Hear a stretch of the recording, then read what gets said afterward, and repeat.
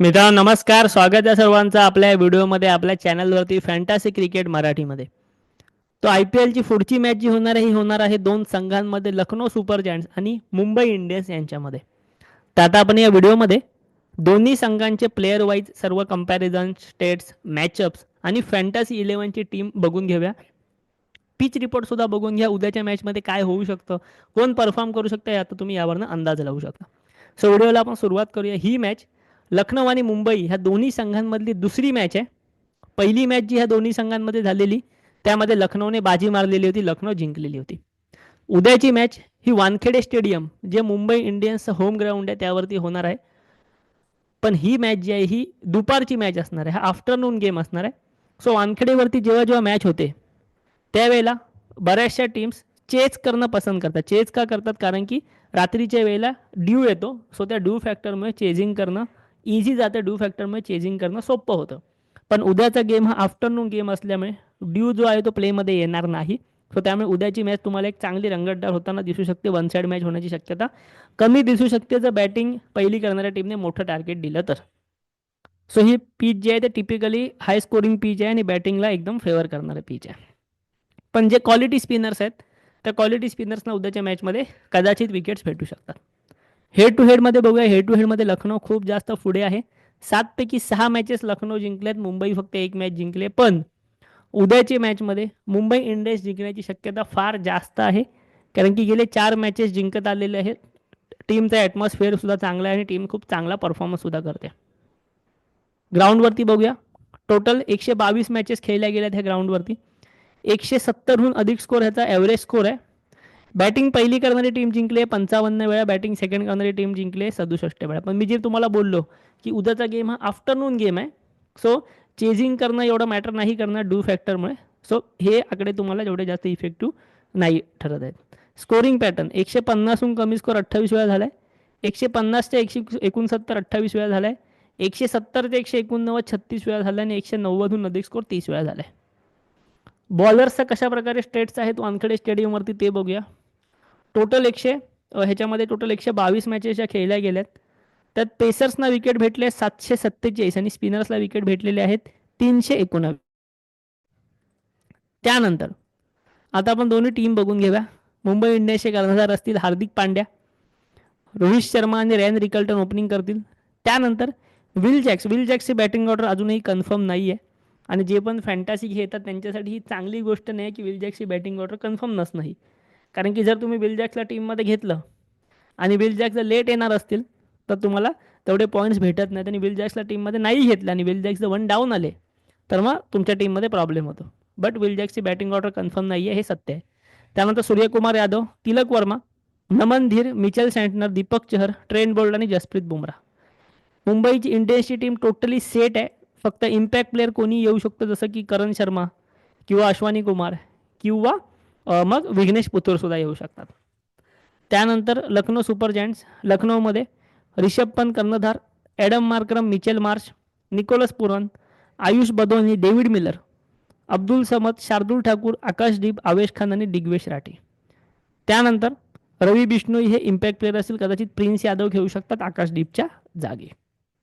त्यानंतर आता आपण एव्हरी प्लेअरचे इंडिव्हिज्युअल स्टॅट्स जाणून घेऊया. रोहित शर्मा खूप चांगल्या फॉर्ममध्ये आलेले आहेत. गेल्या दोन्ही मॅचेसमध्ये 70+ स्कोर आहे. गेल्या मॅचमध्ये 70 रन्स करून आउट झाले, त्याच्या आधी 76 नॉट आउट, त्याच्या आधी 26 18 17. लखनौ विरुद्धची जी शेवटची मॅच झाली मुंबईची, जी मॅच मुंबई इंडियन्स हरली, त्यात रोहित शर्मा खेळलेले नव्हते. ओके, रोहित शर्मा बाहेर बसले, रोहित शर्मा खेळलेले नव्हते. गेल्या त्याच्या आधी 69 लखनौ विरुद्ध, त्याच्या आधी 4 11 37 39. वेन्यूवरती 82 मॅचेसमध्ये 2365 रन्स आहेत. रोहित शर्माचं हे होम ग्राउंड आहे. रॅन रिकल्टन 11 24 31 41 17, एकच 50 आहे फक्त या सीझनमध्ये यांची.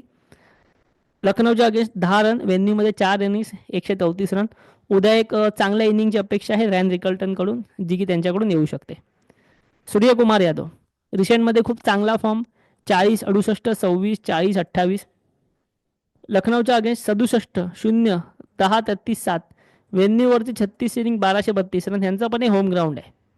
तिलक वर्मा 2 रन 21 रन 59 56 25, हे 2 रन नॉट आऊट आहेत.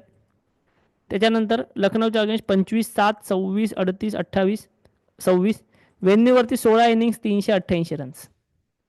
त्यानंतर Hardik Pandya रिसेंटमध्ये 1 wicket 0 wicket, 21 run केले, 1 विकेट घेतली, 2 रन केले, 0 विकेट घेतली, 42 रन केले, 2 विकेट घेतल्या. लखनौच्या अगेन्स्ट जी लास्टची मॅच झाली त्यात हार्दिक पांड्याने 5 विकेट घेतलेल्या होत्या आणि 28 रनही केलेले होते आणि तरीही मुंबई इंडियन्स हरलेली होती. त्याच्या आधी 16 रन केले, त्याच्या आधी 2 विकेट घेतल्या, 25 रन केले, 66 रन केले. सो लखनौ विरुद्ध फॉर्म खूप चांगला असतो. वेन्यूवरती 41 इनिंग 761 रन आणि 35 विकेटही घेतले. नमन धीर रिसेंटमध्ये 0, 38, 11, 46, 18, 17.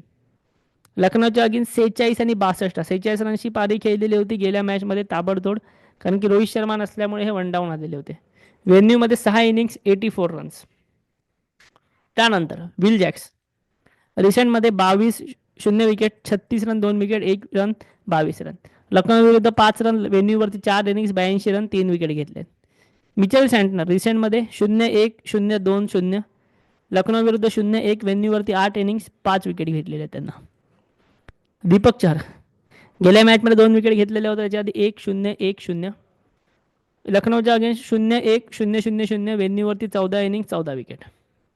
दीपक चहरच्या बाबतीत फक्त एक गोष्ट आहे की दीपक चहरच्या 4 ओव्हर जे आहेत ते कर्णधार हार्दिक पांड्या पहिल्या पॉवर प्लेच्या आसपासच संपवून टाकतात. सो दीपक चहर हे डेथमध्ये बॉलिंग करत नाहीत. सो त्यामुळे डेथमध्ये जे विकेट भेटायचे चान्सेस असतात ते थोडेसे कमी होतात आणि त्या उलट ट्रेंट बोल्ट डेथमध्ये बॉलिंग करतात, सो त्यांना विकेट भेटण्याचे चान्सेस खूप वाढतात.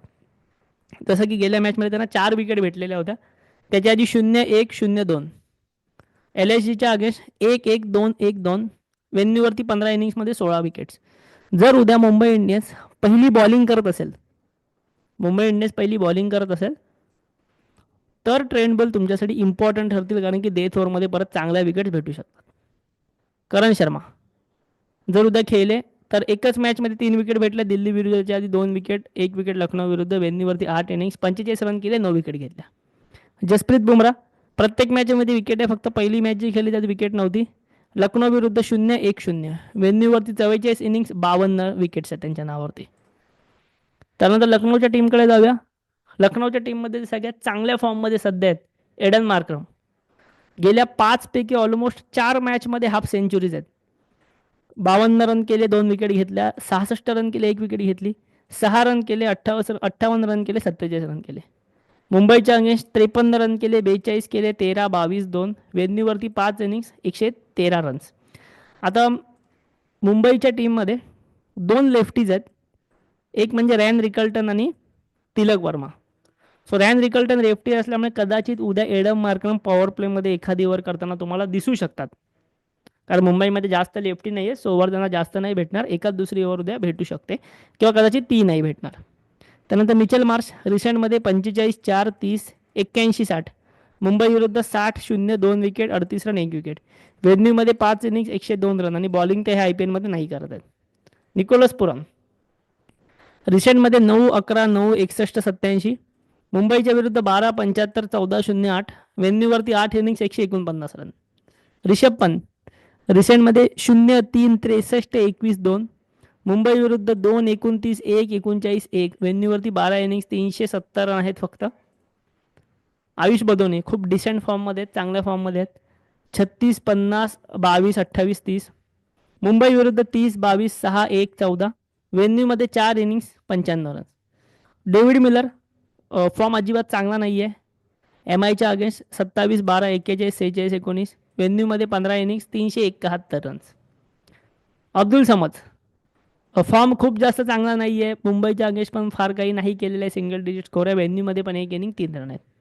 Shardul Thakur 0 wicket, 1 wicket, 0 wicket, 2-2. MIच्या अगेन्स्ट 1-0, 1-2-0. वेन्यूमध्ये 17 इनिंग 16 विकेट्स. त्यानंतर रवी बिश्नोई रिसेंटमध्ये 0-0, 2-2-1. MIच्या अगेन्स्ट 0-2, 1-0-2. वेन्यूमध्ये 5 इनिंग्स 4 विकेट आहे. आणि त्यानंतर आवेश खान 0 विकेट, 3 विकेट, 1-1-1. MIच्या अगेन्स्ट 1-1-1, 3-3. वेन्यूमध्ये 6 इनिंग्स 9 विकेट.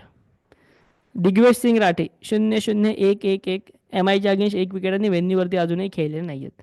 सो आत्ता आपण प्लेयरचे मॅचअप्स बघूया की कोणत्या प्लेयरला कोणता बॉलर त्रास देतोय आणि उद्याच्या टीममध्ये कोण इम्पॉर्टंट असणार आहे. सुरुवात रोहित शर्मापासून. रोहित शर्माला रवी बिष्णोई आणि आवेश खानपासून धोका आहे. रवी बिष्णोईने 3 वेळा आउट केले, फक्त 15चा ॲव्हरेज आहे. आवेश खानने 2 वेळा आउट केले, फक्त 5चा ॲव्हरेज आहे. पण रोहित शर्मा सध्या खूप वेगळ्या फॉर्ममध्ये आहेत.